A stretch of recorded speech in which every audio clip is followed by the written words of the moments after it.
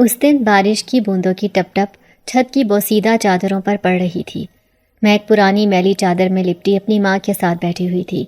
ماں کا جسم بخار سے کانپ رہا تھا اور میں نے اپنے ہاتھ مسلسل ماں کے ماتھے پر رکھے ہوئے تھے، جیسے میں اپنے چھوٹے ہاتھوں سے ماں کے بخار کو جذب کر کے اسے آرام دینا چاہتی تھی۔ میری عمر اس وقت محض 10 برس تھی۔ یہی میری دنیا تھی۔ نہ کھانے کے لیے کچھ تھا، نہ سر پر مکمل چھت۔ گھر کی حالت ایسی تھی کہ ذرا سی آندھی آتی تو چھت کی چادریں اڑنے لگتیں اور بارش میں پانی اندر آ جاتا۔ کم عمری تھی مگر چہرہ وقت سے پہلے بڑا لگنے لگا تھا۔ آنکھوں میں بچپن کی چمک نہیں بلکہ ایک عجیب سا سناٹا اور تھکن جھلکتی تھی۔ زندگی کا پہلا زخم مجھے اس وقت لگا جب میں صرف 3 سال کی تھی۔ میرے ابو جب مزدوری پر جاتے تھے، ایک دن صبح گئے تو شام واپس نہ لوٹے۔ پتہ چلا کسی فیکٹری میں کام کرتے وقت مشین میں ہاتھ پھنس گیا اور جان سے گئے۔ تب سے ماں پر دنیا ٹوٹ پڑی۔ پہلے غریبی، پھر بیماری اور پھر چھوٹے چھوٹے گھروں میں کام کر کے ہمارا گزارا کرنا۔ میں نے کبھی اسکول کا منہ نہیں دیکھا تھا۔ میں ہمیشہ ماں کے ساتھ کام پر جاتی، کبھی کسی کے برتن دھوتی، کبھی جھاڑو لگاتی اور کبھی کپڑے سکھانے کے لیے چھت پر چڑھتی۔ کبھی کبھی میں چھت سے شہر کے امیر علاقوں کی چمکتی روشنی کو دیکھتی تو سوچتی، کاش میرے پاس بھی ایسا گھر ہوتا جہاں کھانے کو پیٹ بھر روٹی، پہننے کو اچھے کپڑے اور ماں کے لیے دوا ہوتی۔ ایک دن ماں کا بخار کچھ زیادہ بڑھ گیا۔ میں دوپہر کو کام سے واپس آئی تو ماں نڈھال پڑی تھی، سانسیں بے ترتیب تھیں۔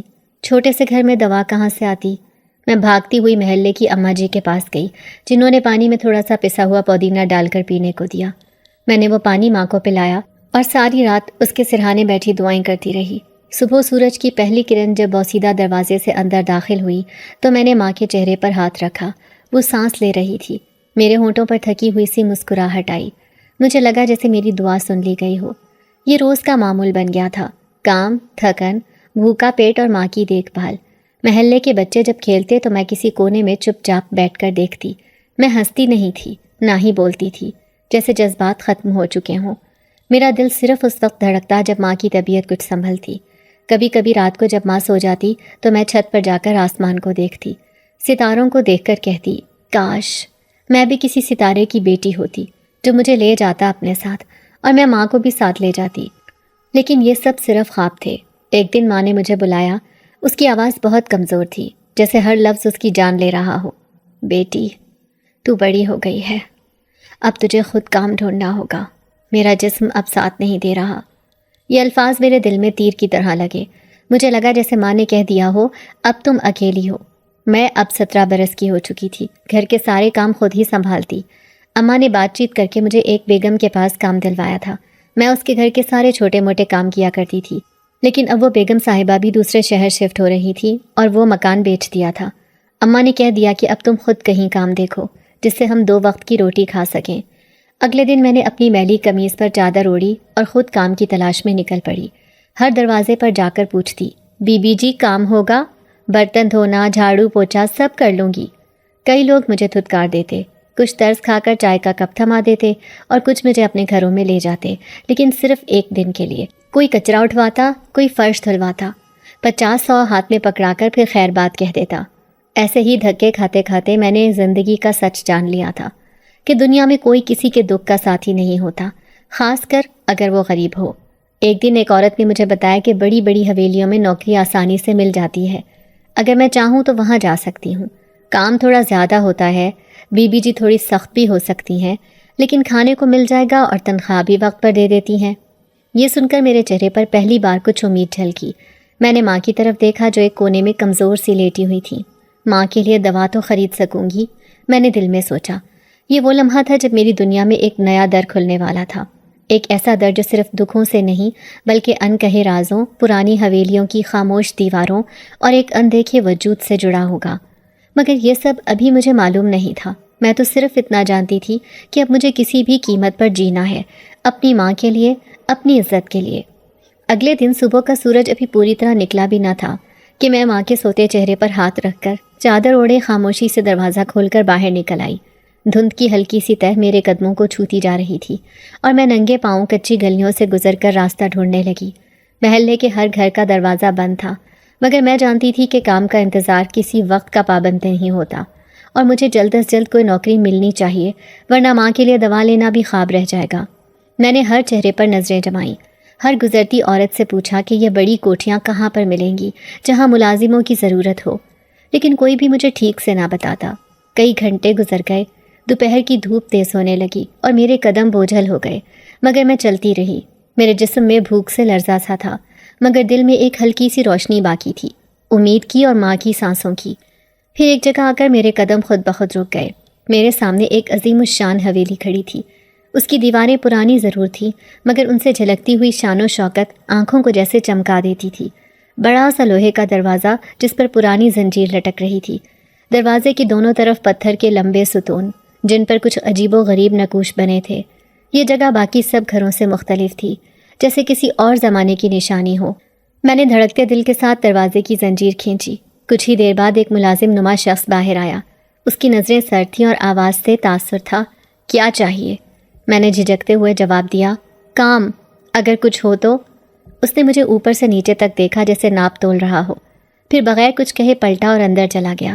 میں وہیں کھڑی رہی، دھوپ میں جلتی، قدموں میں تھکن سمیٹے، سانس روک کر دعا کرتی رہی کہ شاید یہاں کام مل جائے۔ چند لمحوں بعد ایک عورت نمودار ہوئی جو شاید حویلی کی مالکن تھی، عمر 50 کے قریب، مگر چہرے پر غرور کی جھلک اور آنکھوں میں سرد مہری۔ سفید رنگ کا دوپٹہ شانوں پر رکھا تھا اور کپڑوں سے دولت کی جھلک نمایاں تھی۔ اس نے سخت لہجے میں پوچھا، کام کر لو گی؟ صفائی، برتن، جھاڑو، سب کچھ۔ میں نے فوراً سر ہلا دیا۔ کپڑے دھونے آتے ہیں؟ جی بی بی جی۔ میری آواز میں عاجزی تھی، خوف تھا مگر ایک امید بھی۔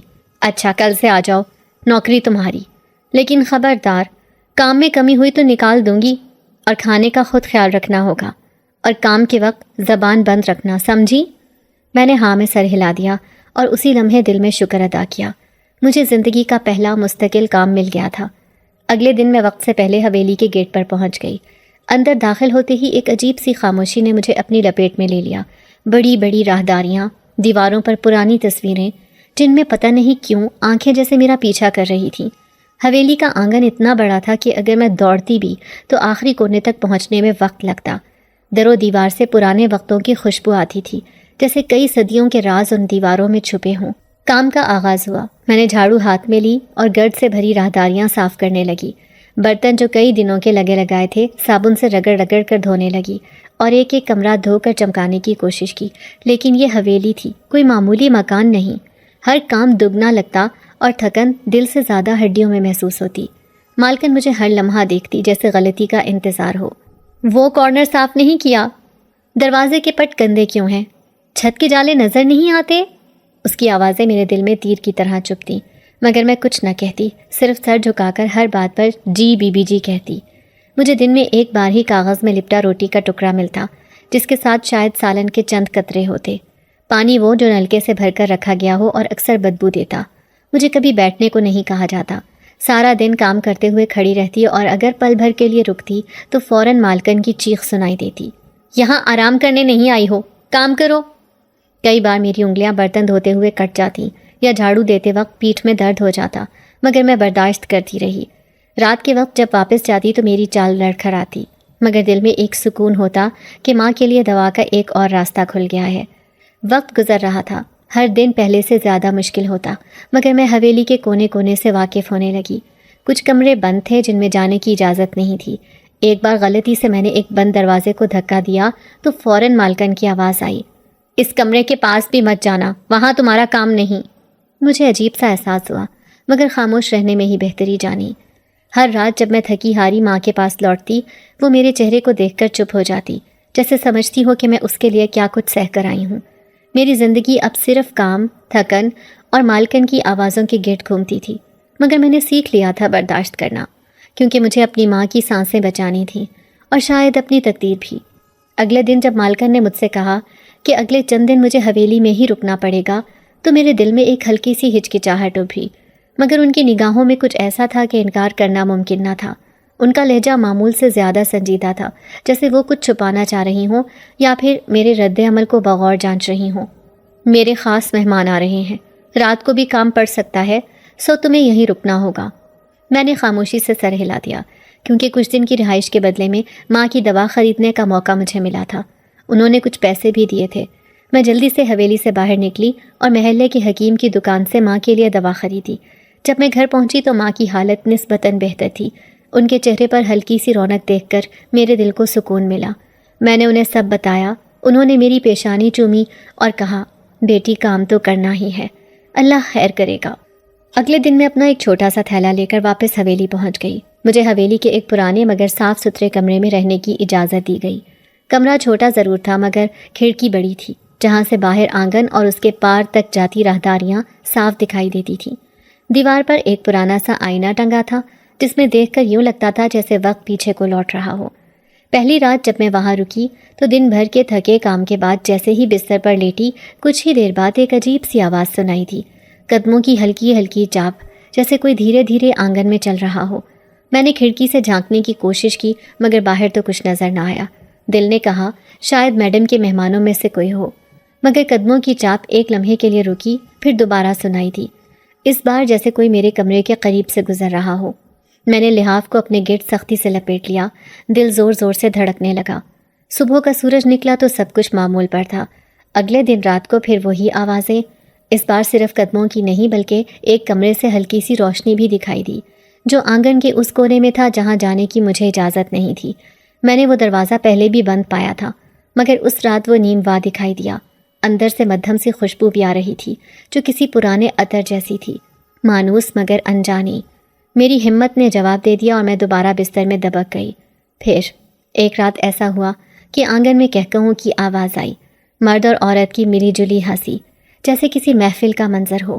میں گھبرا کر اٹھ بیٹھی، دیوار سے کان لگایا تو آوازیں صاف سنائی دینے لگیں، مگر جیسے ہی دروازہ کھول کر باہر جھانکا، ہر طرف سناٹا تھا، اندھیری راہداریاں، بند کمرے اور ایک عجیب سی ٹھنڈک فضا میں تیرتی ہوئی، جیسے لمحے بھر پہلے کی ہنسی کسی اور جہان کی ہو۔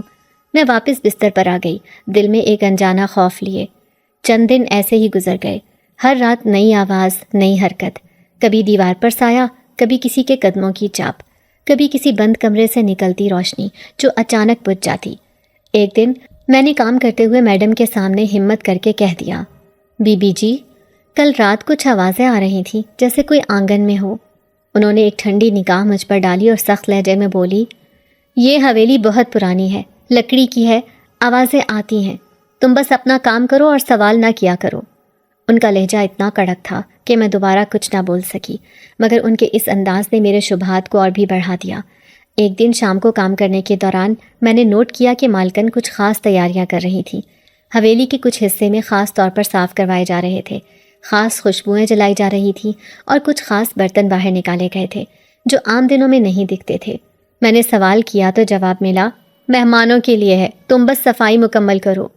اس رات جب میں کمرے میں گئی تو نیند میری آنکھوں سے کوسوں دور تھی۔ باہر عجیب سی ہلچل تھی، آنگن میں قدموں کی چاپ، راہداریوں میں سرسراتی آوازیں، اور ایک دفعہ تو لگا جیسے کسی نے میرے دروازے کے باہر سے آہستہ سے میرا نام پکارا ہو، نازو۔ دل حلق میں آ گیا۔ میں نے دروازہ کھولنے کی ہمت نہ کی، بس لحاف میں چھپ کر آنکھیں میچ لیں۔ دن بدن ان سب چیزوں نے مجھے بے چین کر دیا تھا، مگر ماں کے علاج، اس نوکری کی مجبوری اور میڈم کی سختی کے باعث میں نے زبان بند رکھی۔ میں نے خود کو یقین دلانا شروع کیا کہ شاید یہ میرا وہم ہے، شاید یہ سب کچھ میری تھکن کا نتیجہ ہے، لیکن ہر رات جیسے مجھے بتاتی کہ اس حویلی میں کچھ اور بھی ہے جو دکھائی نہیں دیتا مگر موجود ہے، کچھ ایسا جو میرے سوالوں سے بھی پہلے میرے دماغ میں جھانک رہا ہے اور مجھے وہ سب محسوس کروا رہا ہے جو عام آنکھیں نہیں دیکھتی۔ ایسا محسوس ہوتا تھا جیسے میں اب ایک اور دنیا میں قدم رکھ چکی ہوں، ایک ایسی دنیا جو اندھیرے، خوشبو، پرانی روشنیوں اور سرد راہداریوں سے بنائی گئی ہے، اور یہ دنیا چاہے میں مانوں یا نہ مانوں میرے وجود کو اپنے اندر کھینچ رہی ہے، آہستہ آہستہ، خاموشی سے، جیسے کوئی مجھے دیکھ رہا ہو، ہر لمحہ، ہر پل۔ پھر ایک دن شام کی تاریکی ابھی پوری طرح حویلی کے صحن پر نہیں اتری تھی کہ مالکن کی آواز میرے کانوں میں گونجی، نازو، آج رات کچھ خاص تیاری کرنی ہے، جو کہوں وہی کرنا، سوال مت اٹھانا۔ مجھے اپنے کام میں زیادہ سوال جواب پسند نہیں ہے، بس خاموشی سے ہر کام انجام دینا۔ ان کے لہجے میں وہی سرد مہری تھی، لیکن اس بار کچھ اور بھی تھا، ایک انجانی سنجیدگی، ایک چھپی ہوئی گھبراہٹ، یا شاید کسی غیر مرئی وجود کا دباؤ۔ میں سر ہلا کر خاموشی سے ان کے پیچھے چل پڑی۔ وہ مجھے حویلی کے اس حصے میں لے گئیں جہاں عام دنوں میں مجھے جانے کی اجازت نہیں تھی۔ وہ حصہ نہایت خاموش، خستہ، مگر عجیب حد تک صاف ستھرا تھا، جیسے کسی خاص مقصد کے لیے ہمیشہ تیار رکھا جاتا ہو۔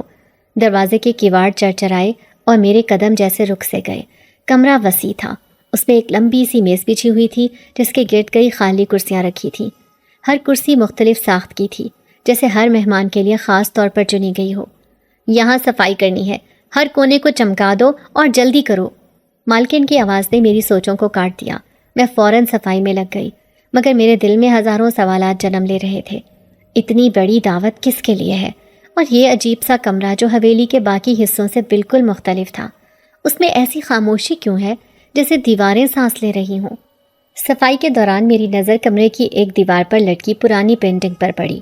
تصویر میں چند عجیب الخلقت چہرے تھے، جن کی آنکھوں میں سرخی اور دانت غیر معمولی لمبے دکھائی دے رہے تھے۔ میں نے فوراً نظر ہٹا لی، دل میں ایک انجانی سی کپ کپی دوڑ گئی۔ صفائی ختم ہوتے ہی مجھے حویلی کے پچھلے حصے میں لے جایا گیا جہاں باورچی خانہ واقع تھا، لیکن یہ وہی باورچی خانہ نہیں تھا جہاں میں روز کام کرتی تھی۔ یہ ایک پرانا زیر زمین کچن تھا جس کی چھت سے جھاڑیاں لٹک رہی تھیں اور دیواروں پر عجیب سے نقش و نگار کندہ تھے جن کا مطلب میرے لیے نامعلوم تھا۔ وہاں پہلے سے 2-3 نوکر موجود تھے جو نظریں نیچی کیے اپنے اپنے کام میں مگن تھے۔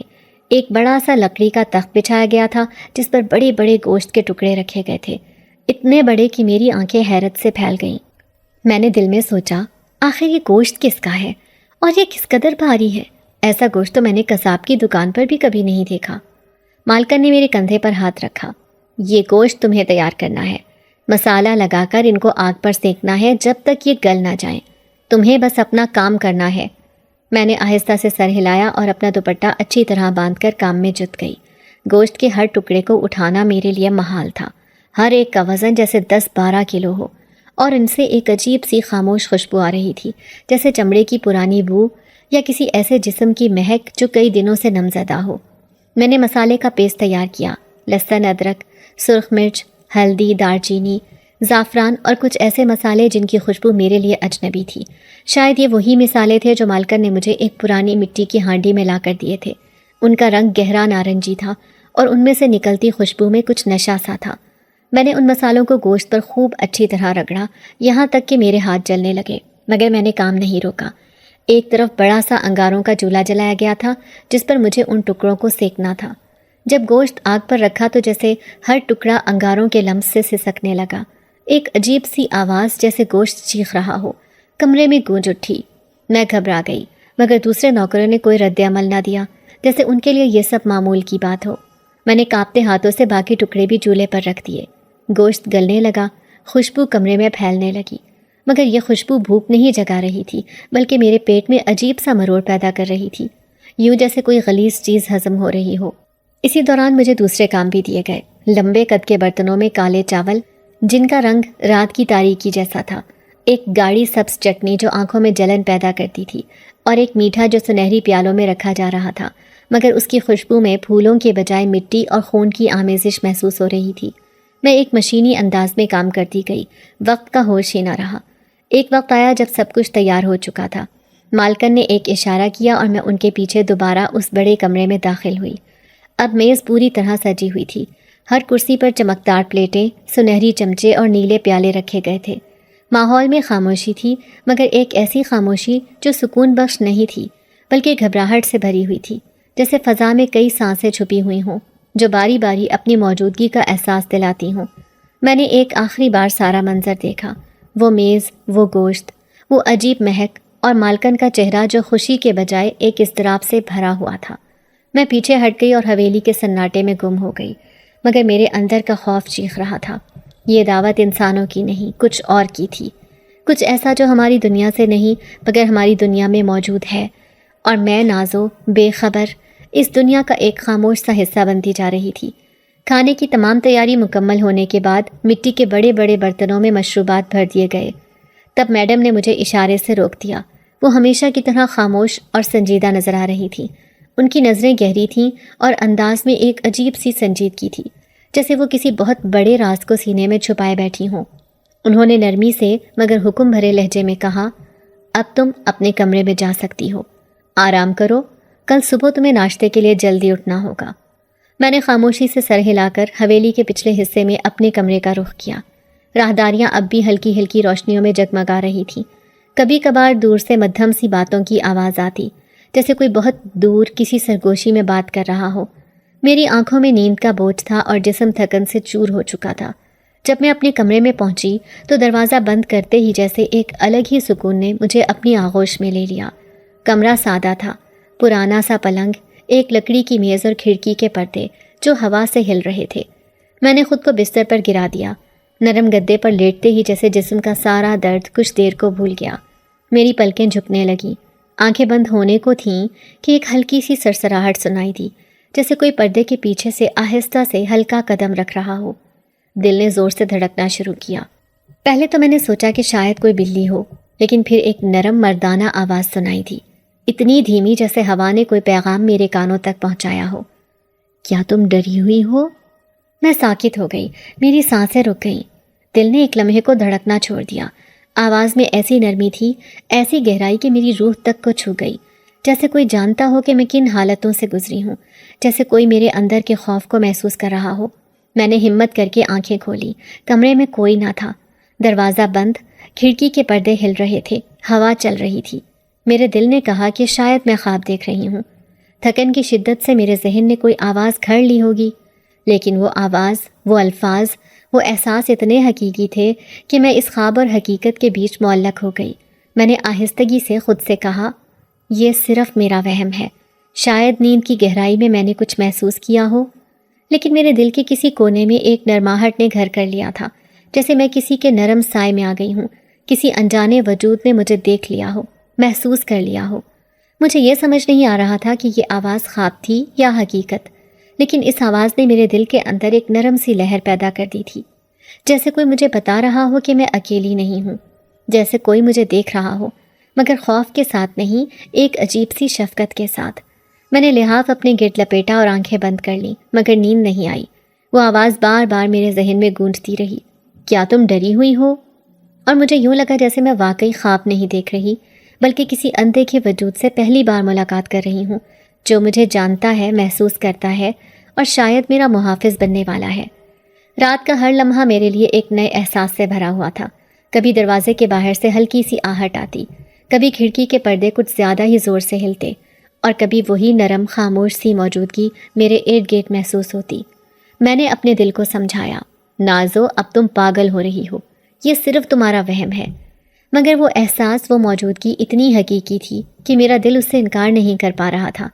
جب بالآخر نیند نے مجھ پر غلبہ پایا تو خوابوں میں بھی وہی آواز میرے ارد گرد گونج رہی تھی، نرم، گہری اور پرسکون، جیسے وہ کوئی اندیکھی طاقت ہو جو مجھے محسوس کر رہی ہو، جو میرے درد سے آشنا ہو۔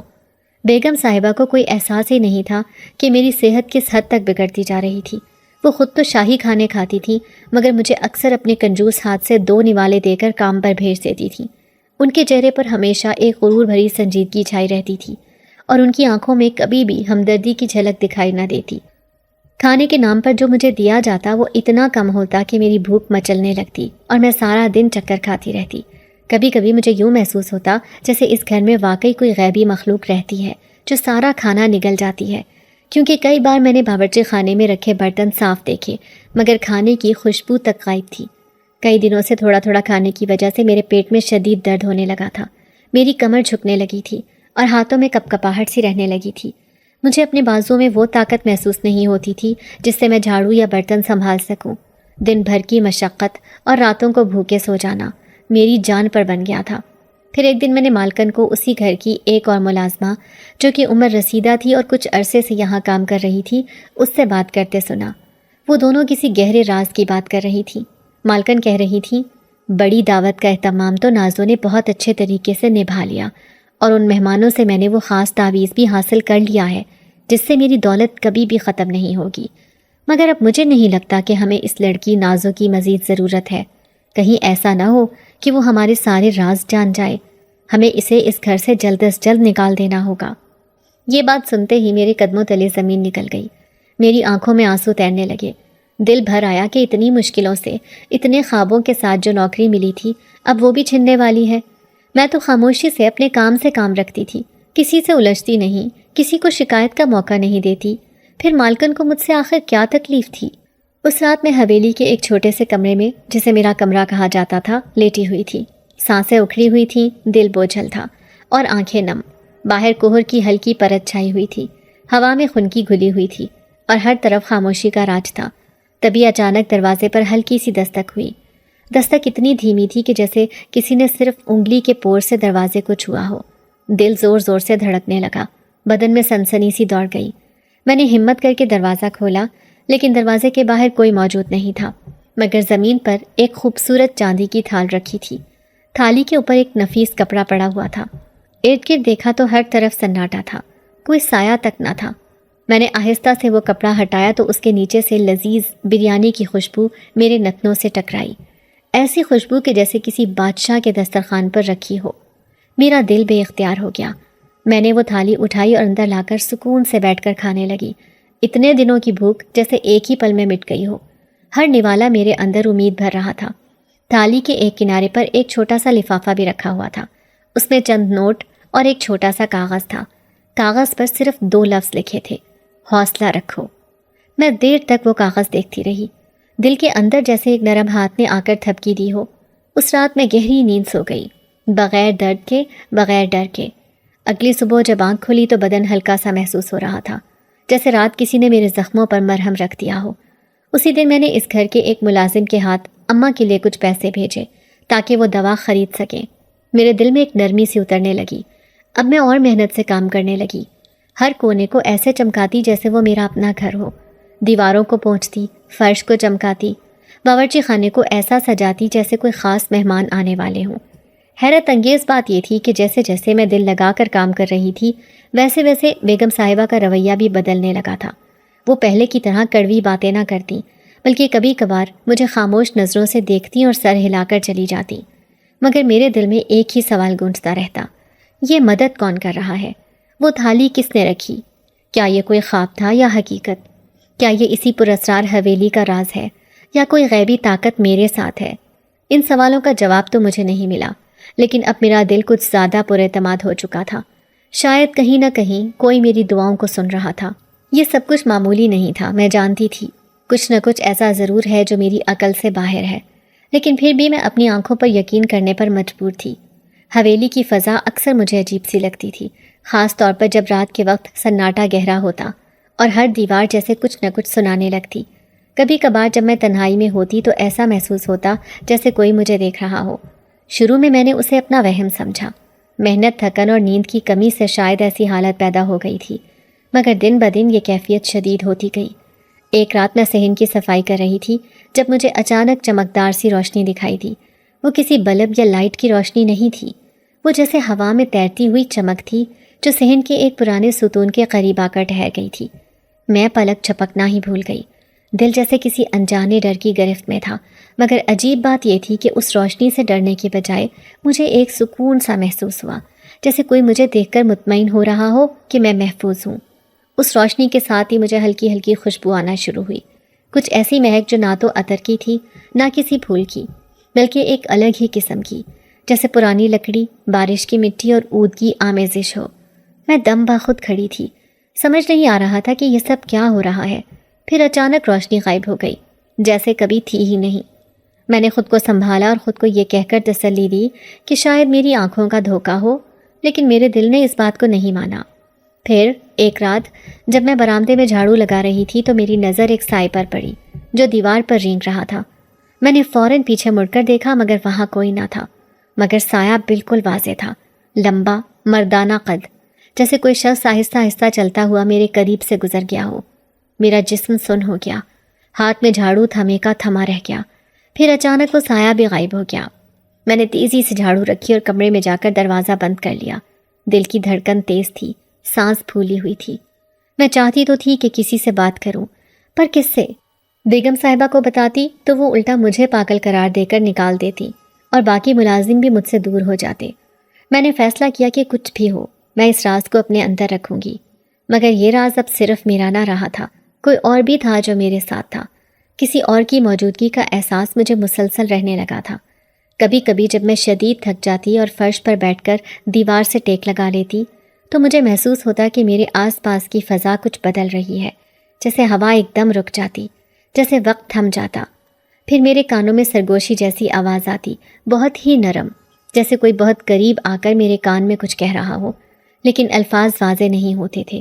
بس اتنا محسوس ہوتا کہ کوئی مجھ سے بات کرنا چاہتا ہے، کوئی جو مجھے تکلیف میں نہیں دیکھ سکتا۔ ایک رات مجھے ایسا لگا جیسے کسی نے میرے سر پر ہاتھ رکھا ہو۔ وہ لمس بہت نرم، بہت شفقت بھرا تھا۔ میری آنکھیں بند تھیں، میں نیم خوابیدہ حالت میں تھی، اور اچانک ایسا لگا جیسے میری ساری تھکن اتر گئی ہو۔ میں نے آنکھیں کھول کر دیکھا مگر میرے کمرے میں کوئی نہیں تھا۔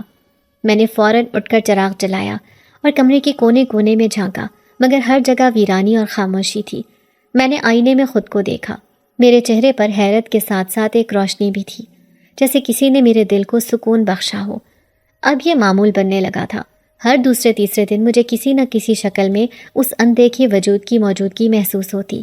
کبھی وہ مجھے گرنے سے بچاتا، کبھی رات کو دروازہ بند کرنا بھول جاتی تو کسی طرح خود بخود بند ہو جاتا۔ ایک دن میں نے باورچی خانے میں ایک چاقو کو گرنے سے پہلے پکڑ لیا، اور مجھے پورا یقین تھا کہ میرے ہاتھ سے پہلے کسی اور نے اسے تھامنے کی کوشش کی تھی۔ میری اماں کی طبیعت اب کافی بہتر ہو چکی تھی۔ وہ ہر بار فون پر مجھ سے کہتی کہ کسی فرشتے نے ان کی دعا سن لی ہے، اور وہ فرشتہ میں ہوں۔ لیکن میں جانتی تھی کہ میں تو بس ایک ذریعہ ہوں۔ اصل میں کوئی اور ہے جو میری مدد کر رہا ہے، کوئی ایسا جو چاہتا ہے کہ میں اس حویلی میں رہوں، کام کروں اور محفوظ رہوں۔ لیکن کیوں؟ ایک رات میں نے خود سے سوال کیا، کون ہو تم؟ میری آواز کمزور تھی مگر فضا میں گونج سی پیدا ہوئی۔ لمحے بھر کو مجھے لگا جیسے روشنی پھر نمودار ہوئی، لیکن اس بار وہ روشنی کسی وجود کا خاکہ لیے ہوئے تھی۔ لمبی قامت، روشن آنکھیں اور ایک غیر انسانی سا نور اس کے ارد گرد لپٹا ہوا تھا، مگر جیسے ہی میں نے اسے غور سے دیکھنا چاہا وہ منظر دھندلا ہو گیا۔ اب میں خود کو تنہا نہیں سمجھتی تھی۔ ہر لمحہ مجھے یہ یقین ہوتا جا رہا تھا کہ کوئی ہے جو میری حفاظت کرتا ہے، جو میرے آنسو دیکھتا ہے، جو میری خاموشیوں کو سنتا ہے۔ مگر یہ سب کسی انسان کا کام نہیں تھا، یہ کچھ اور تھا، کوئی ایسا جو نظر نہیں آتا مگر محسوس ضرور ہوتا ہے۔ اس احساس نے میرے دل میں خوف کے بجائے ایک عجیب سا سکون بھر دیا تھا، اور اس سکون میں ہر رات کچھ نیا محسوس کرتی، جیسے میرے گرد کوئی چھتری ہو جو مجھے ہر برے وقت سے بچاتی ہو۔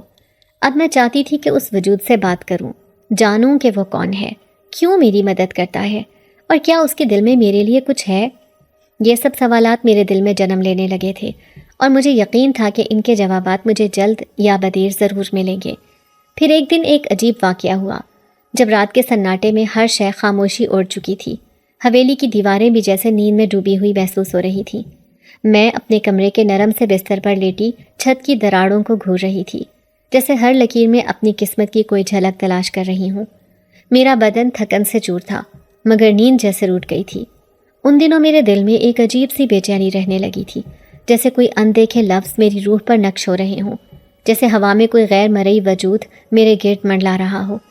اسی کیفیت میں میری آنکھیں بوجھل ہونے لگیں اور نہ جانے کب نیند آ گئی۔ خواب میں میں نے خود کو حویلی کے اس حصے میں پایا جہاں جانا منع تھا۔ وہی کمرہ جس کے دروازے ہمیشہ بند رہتے تھے آج کھلا ہوا تھا۔ میں حیرت سے اندر گئی تو ایک نورانی روشنی نے مجھے گھیر لیا۔ وہ روشنی کوئی عام روشنی نہیں تھی، اس میں عجیب سی حرارت، کشش اور سکون چھپا تھا۔ اور تب اس روشنی میں سے ایک وجود نمودار ہوا۔ وہ انسان جیسا تھا مگر اس کی آنکھوں میں آگ سی دہک رہی تھی، بال جیسے رات کی گہرائی سے بنے ہوں، اور اس کی موجودگی سے فضا مہک اٹھی تھی۔ میں خوفزدہ ہو گئی، میرے قدم پیچھے ہٹنے لگے، مگر میری سانسیں اس کی موجودگی میں الجھ گئیں۔ تب اس نے نرمی سے میرا نام لیا، نازو۔ اس کے لب ہلے مگر آواز جیسے میرے دل کے اندر گونجی ہو۔ وہ بولا، مت ڈرو، میں تمہیں کوئی نقصان نہیں پہنچاؤں گا۔ میں تمہیں بہت عرصے سے دیکھ رہا ہوں، جب سے تم نے اس حویلی میں قدم رکھا ہے۔ میں نے کانپتے لہجے میں پوچھا، تم کون ہو؟ وہ مسکرایا۔ وہ مسکراہٹ عجیب سی تھی، جیسے صدیوں کا درد چھپا ہو۔ میں وہ ہوں جسے تم دیکھ نہیں سکتی، مگر جو ہر پل تمہارے آس پاس رہتا ہے۔ میں اس دنیا کا نہیں، مگر تمہاری سچائی، تمہاری خاموشی، تمہاری آنکھوں میں چھپے دکھوں نے مجھے جکڑ لیا ہے۔ میں تمہارے ہاتھوں کا بنایا کھانا کھا کر اس ذائقے کا نہیں بلکہ تمہارے دل کا دیوانہ ہو گیا ہوں۔ نازو، تمہارے ہر آنسو نے مجھے بے چین کیا، تمہارا ہر ستم سہنا میرے دل کو چیر گیا۔ میری آنکھیں حیرت سے پھیل گئیں۔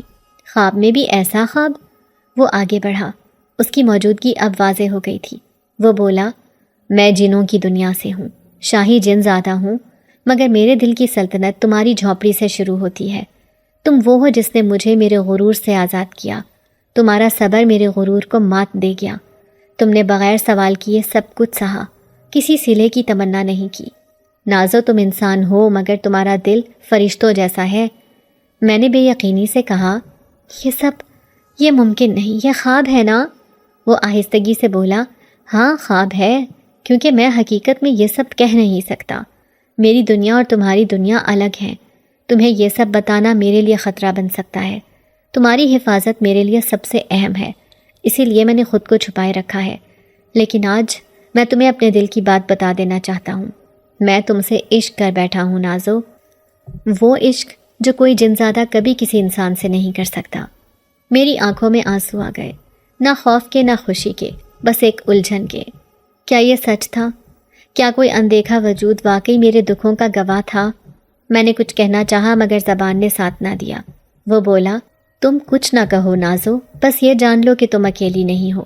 جب بھی تمہیں لگا کہ تم گرنے والی ہو، جب بھی تمہیں لگا کہ کوئی تمہیں سہارا دے رہا ہے، وہ میں تھا. تمہاری دعاؤں کا جواب تمہیں اسی صورت میں ملا ہوں. اسی لمحے وہ وجود جیسے ہوا میں تحلیل ہو گیا. روشنی مدھم ہوئی اور میری آنکھ کھل گئی.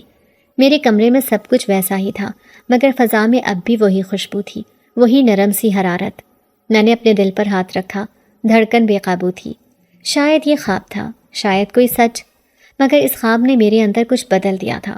مجھے اب اپنے اکیلے ہونے کا احساس نہیں رہا تھا. کسی اندیکھے وجود کی محبت نے مجھے سنبھال لیا تھا. رات کے سناٹے میں جب سارا گھر گہری نیند میں ڈوبا ہوتا، میں اپنی ماں کی دوائیاں اور چند پیسے سنبھالے سوچوں میں گم بیٹھتی تھی. مجھے اس حویلی میں کام کرتے ہوئے اب کئی مہینے ہو چکے تھے اور ہر دن میرے لیے ایک نئی آزمائش لے کر آتا تھا. لیکن میں چپ چاپ سب کچھ سہ لیتی تھی.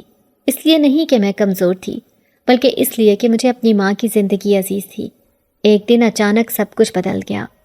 صبح جب میں ہمیشہ کی طرح صفائی میں مصروف تھی، بیگم صاحبہ نے بلند آواز میں تمام ملازمین کو بلایا. ان کی آواز میں عجیب سا غصہ اور طنز چھپا ہوا تھا. جیسے ہی ہم سب صحن میں جمع ہوئے، وہ غصے سے آگ بگولا ہو کر چیخنے لگی، میری قیمتی انگوٹھی کہاں ہے؟ جو بھی چور ہے فوراً مان لے، ورنہ میں پولیس بلاؤں گی. میں نے حیرانی سے ان کی طرف دیکھا، کیونکہ مجھے ان کی کسی انگوٹھی کا نہ پتہ تھا، نہ میں نے کبھی ایسی کوئی چیز دیکھی تھی. پھر اچانک ان کی انگلی میری طرف اٹھی. یہی لڑکی ہے، یہی نازو. جب سے آئی ہے کچھ نہ کچھ گڑبڑ ہو رہی ہے، اسی نے چوری کی ہے. میں جیسے پتھر کی ہو گئی. سب کی نظریں مجھ پر جمی ہوئی تھیں. کسی کے چہرے پر ہمدردی نہیں تھی، سب کے چہروں پر شک، طنز اور نفرت تھی. میرے لبوں سے کوئی لفظ نہ نکلا، آنکھوں سے بے آواز آنسو بہنے لگے. میرے دل کی دھڑکن تیز ہو گئی. وہ تھالی، وہ پیسے، وہ چپکے چپکے ملی دوا، کیا وہ سب اب میرے خلاف ثبوت بنیں گے؟ میں نے بیگم صاحبہ کی طرف دیکھا، جو اب مجھے نیچا دکھانے کے لیے اور بھی چیخنے لگیں. کیا سوچا تھا تم نے؟ ہم اندھے ہیں؟ ہمیں کچھ سمجھ نہیں آتا؟ تم جیسوں کو ہم نے بہت دیکھا ہے. میری زبان بند تھی. میں جانتی تھی اگر میں نے کچھ بھی کہا تو کون یقین کرے گا. میں تو ایک غریب ملازمہ تھی اور بیگم صاحبہ ایک رئیسہ. میں نے بس اتنا کہا، بیگم صاحبہ میں نے کچھ نہیں لیا. وہ طنزیہ ہنسی. تم جیسی چوروں کے منہ سے صفائیاں اچھی نہیں لگتی. فوراً میرے گھر سے نکل جاؤ، اور اگر انگوٹھی نہ ملی تو پولیس کو فون کر کے تمہیں اندر کروا دوں گی. میرے قدموں تلے زمین کھسکنے لگی. میری آنکھوں کے سامنے ماں کا چہرہ آیا. اگر مجھے گرفتار کر لیا گیا تو اماں کیا کرے گی؟ کس کے سہارے زندہ رہے گی؟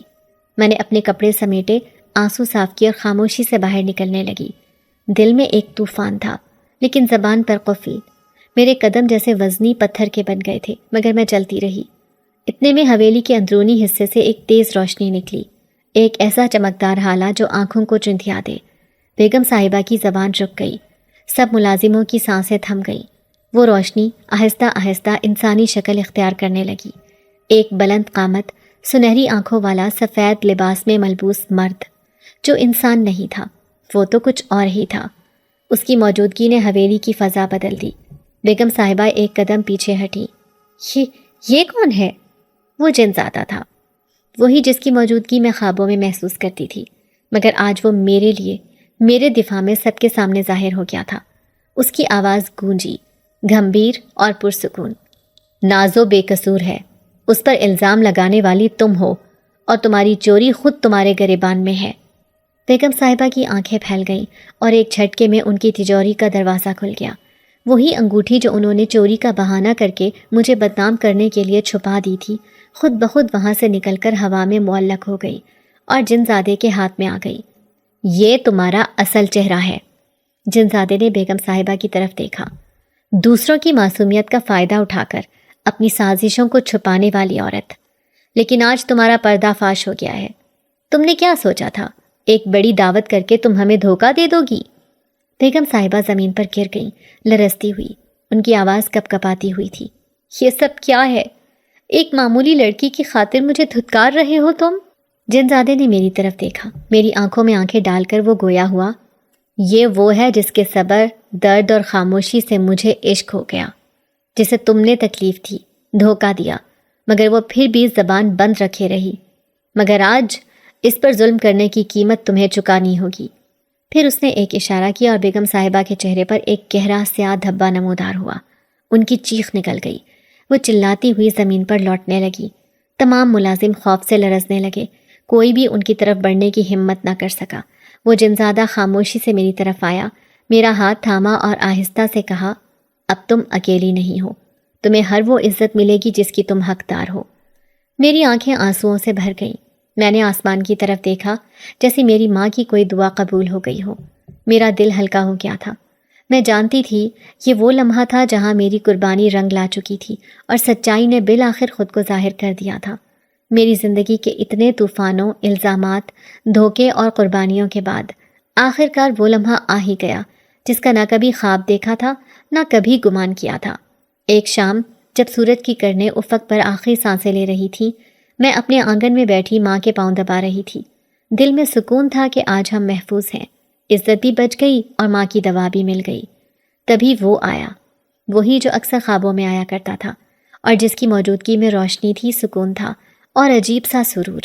مگر اس دن وہ صرف ایک خواب نہ تھا، وہ حقیقت میں آیا۔ اس نے میرے سامنے ہاتھ پھیلایا اور کہا، میرے ساتھ چلو نازو، اب تمہاری اصل جگہ وہ نہیں جہاں تمہیں رسوائی ملی ہے، بلکہ وہ ہے جہاں تمہیں عزت ملے گی، محبت اور وہ مقام جس کی تم سچ میں حقدار ہو۔ میں ہچکچائی، نظریں جھکائی، دل کی دھڑکن کانوں میں گونجنے لگی۔ میں نے تھوڑا پیچھے ہٹ کر ماں کی طرف دیکھا جو خاموشی سے ہمیں تک رہی تھی، جیسے دل کی گہرائی سے دعا دے رہی ہوں۔ میری پلکوں پر ایک لرزتا ہوا سوال تھا، میں ایک معمولی سی نازو، اور تم شاہی جن؟ وہ مسکرایا، ہاں میں شاہی جنات کا ولی عہد ہوں، اور تم وہ ہو جس کے ہاتھوں کا نوالا میری روح میں اتر گیا۔ تمہارے صبر نے، تمہارے خاموش آنسوؤں نے مجھے بے چین کر دیا۔ تمہاری سادگی میں وہ روشنی ہے جسے میری دنیا ترستی ہے۔ تمہیں اپنی دل کی ملکہ بنانے آیا ہوں۔ میرے لیے جیسے لمحہ ٹھہر سا گیا تھا۔ میں اس کی آنکھوں میں جھانکتی گئی اور وہاں سچائی، عزت اور وہ محبت دکھائی دی جسے دنیا والوں نے ہمیشہ مجھ سے چھینا تھا۔ ایک لمحے کو میں ڈری، پھر خود کو سنبھالا اور آہستہ سے سر ہلا دیا۔ مگر میری ماں؟ وہ ہنسا، جہاں تم وہاں تمہاری ماں۔ تمہیں اکیلا نہیں لے جا رہا، تمہاری دنیا کو اپنی دنیا کا حصہ بنانے آیا ہوں۔ یوں میں ایک غریب ملازمہ جو جھوٹی تہمتوں اور دکھوں میں جی رہی تھی، ایک نئی دنیا کی طرف روانہ ہو گئی۔ اس کی انگلی تھامی اور پلک جھپکتے میں وہ مجھے ایک ایسی حویلی میں لے آیا جو چمکتی دمکتی، جگمگاتی ہوئی، خوابوں سے کہیں زیادہ حسین تھی۔ ستون چاندی کے، فرش نیلم کے، در و دیوار پر خوشبو مہکتی، ہوا میں سازوں کی مدھم لے سنائی دے رہی تھی، اور در و دیوار گویا میرا ہی انتظار کر رہے تھے۔ میں نے ماں کو بھی وہیں لا بسایا۔ ان کے چہرے کی جھریوں میں سکون بسا اور وہ پہلی بار بغیر فکر کے نیند کرنے لگی۔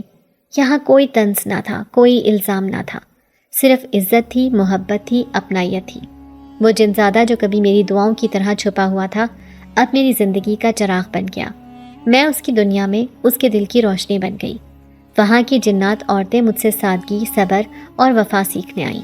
میں نے انہیں انسانوں کی دنیا کے دکھ سنائے اور وہ میری باتوں میں وہ خلوص پا کر رونے لگتی تھی۔ میں وہاں کے لیے ایک مثال بن گئی۔ میری سادہ زندگی، میرا صاف دل ان سب کے لیے احترام بن گیا۔ اور وہ جنزادہ، وہ ہر دن میری طرف یوں دیکھتا جیسے میں اس کی دنیا کا سب سے قیمتی راز ہوں۔ میرے لیے راتوں کو آسمان سے چاندنی اتارتا، میرے قدموں کے نیچے پھول بچھاتا۔ مگر میں نے اسے ہمیشہ وہی نازو دی جو ایک کوٹری میں اپنی ماں کے لیے روٹی پکا کر خوش ہو جاتی تھی۔